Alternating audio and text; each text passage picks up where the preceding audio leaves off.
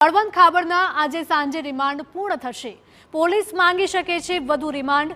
હજી કેટલી એજન્સીઓ તેમની અથવા તો તેમના પરિવારના નામે છે તે અંગે તપાસ હાથ ધરવામાં આવશે।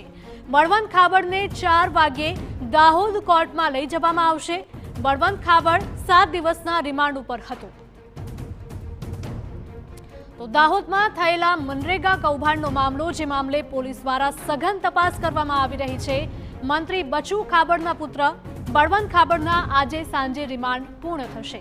તો પોલીસ હજુ પણ વધારે રિમાન્ડ માંગી શકે તેવી શક્યતાઓ છે। હજી કેટલી એજન્સીઓ તેમની નામે અથવા તો તેમના પરિવારના નામે છે તે અંગે પણ તપાસ કરવામાં આવશે।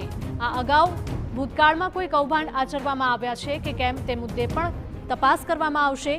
બળવંત ખાબડને 4 વાગ્યે દાહોદ કોર્ટમાં લઈ જવાશે।